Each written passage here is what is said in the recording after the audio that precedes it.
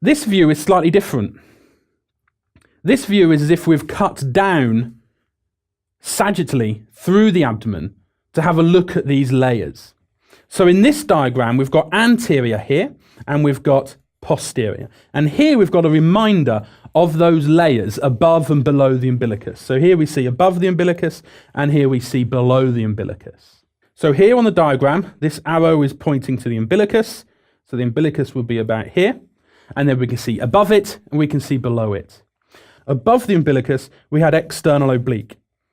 Okay, so we had external oblique. So we can draw in external oblique. And that's going to be indicated here in blue. This blue line here is external oblique. In orange, we can see the skin of the body. So external oblique is anterior to rectus abdominis. Here we can see rectus abdominis muscle. If we look below the umbilicus, external oblique is still there. So now we're below the umbilicus, external oblique is still present. It just always lies anteriorly. If we go deep to external oblique, pick it up in green here, we can see that we've got internal obliques anterior layer, because also in green, above the umbilicus, we can see internal obliques posterior layer.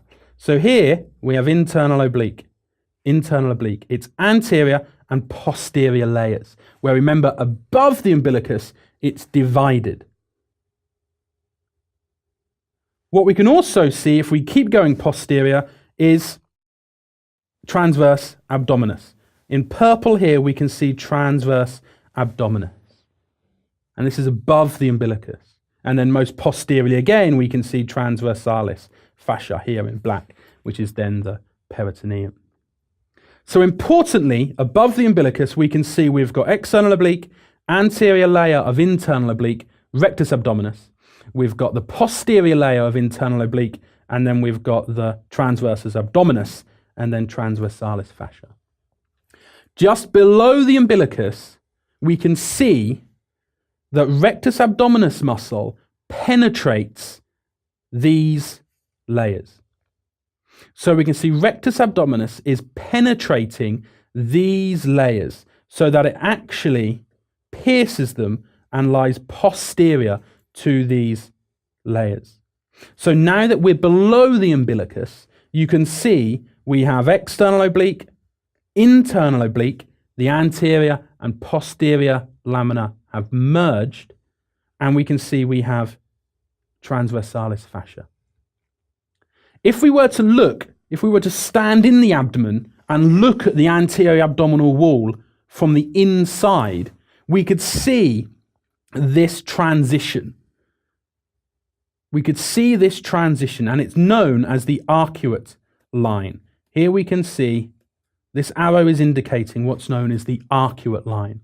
And that's where you have this covering posteriorly of rectus abdominis, which then disappears. And hopefully you can appreciate that when we look at a posterior view of the anterolateral abdominal wall. You just completed your first video of the world's best medical exam preparation.